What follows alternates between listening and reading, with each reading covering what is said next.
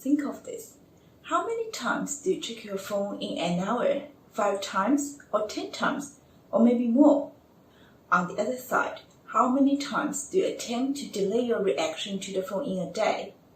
10 times or 5 times or maybe less? Not surprisingly, smartphone make us a good servant but a bad master. And you're not the only one.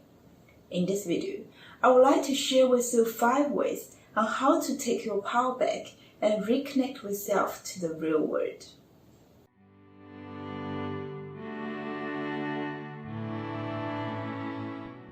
Hello beautiful souls, welcome to Mind Space, a place to nourish your mind. Our world has never been so connected like it is today. Social media, internet, and online interaction influence almost every aspect of our lives.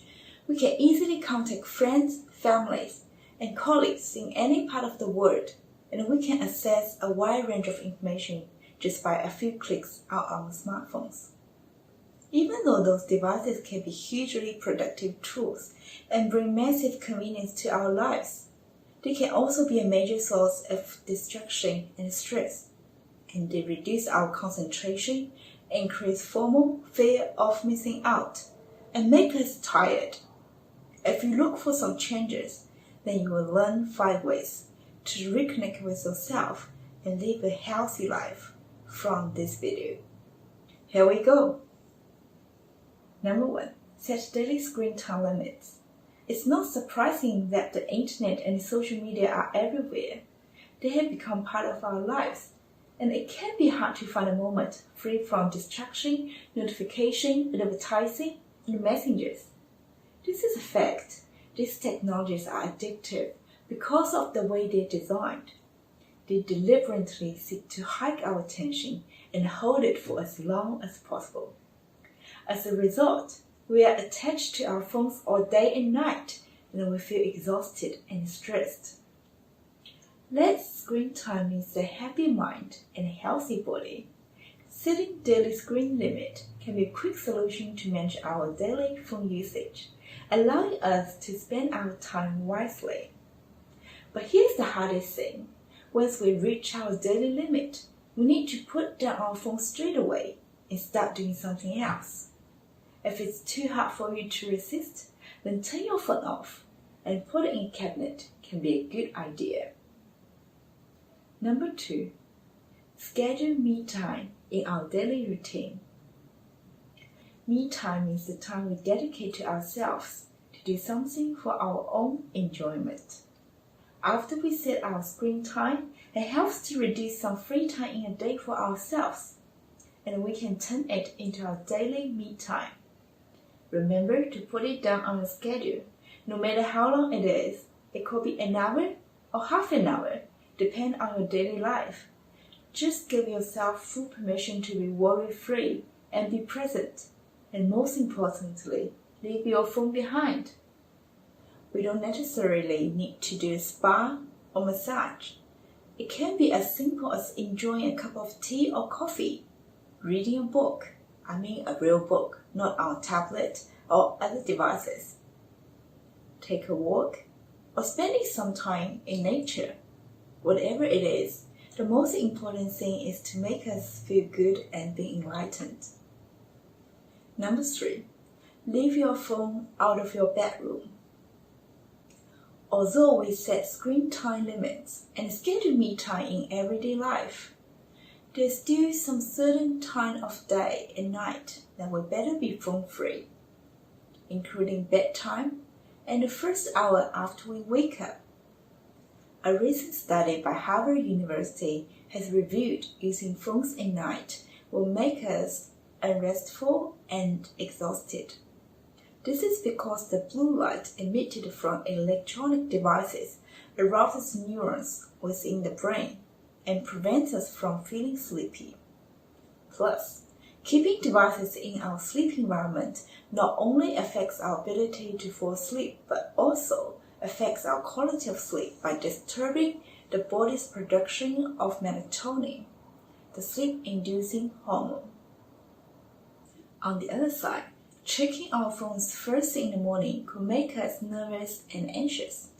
By checking social media, email, or messaging right after waking up, we immediately let other people's opinions, requests, and advertising into our mind. In other words, our mind will be occupied with other people's agenda, and our brain is forced to react to other people's stuff, not our own. Instead, there are some better ways to prepare our mind in the morning to start our day fresh and calm with less stimulations. These activities can be morning yoga, meditation, brewing a cup of coffee, or making breakfast.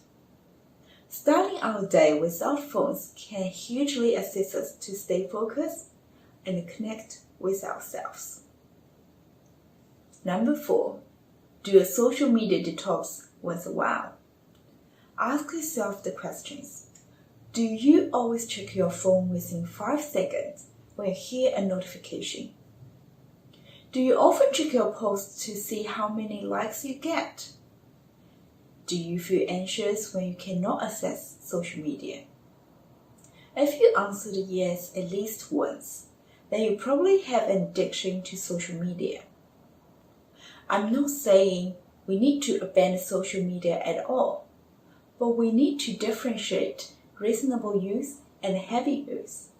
Like most addictions, it could harm our minds and bodies, and we even don't realize its existence. It is highly recommended to do a social media detox if we check our phones multiple times per hour just to see if we have received any new likes, messages, or followers.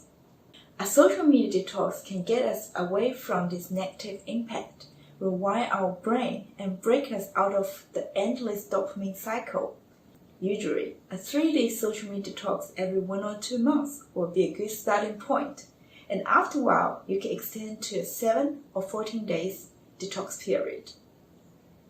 If you are interested in how to do a social media detox, please click the like button and I will make it my next video.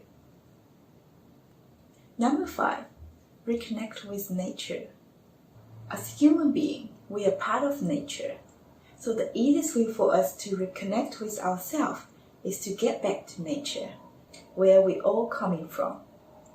Mentally, we can become disconnected from nature because we are now deeply embedded in a human-made world. Our nervous system becomes overactive and imbalanced when we are heavily exposed to urban stimulations, noise, light, pollution, and etc. Studies found when we immerse ourselves in nature, it can benefit our health in many ways. It can reduce our stress and depression levels, boost our immune system, and increase our body energy. You don't necessarily have to go all the way into the woods. We can easily find small openings for nature every day, whether in the country or in the city. We can walk in the park, ride a bike, have a picnic, or simply look out of the window. Those activities all could bring us a connection with nature, and all these little things could make us happier and healthier. Now, I'm going to challenge you to take one action today to reconnect with yourself, whether you are going to spend some time in nature or do meditation. Remember, be happy and be present. See you next time.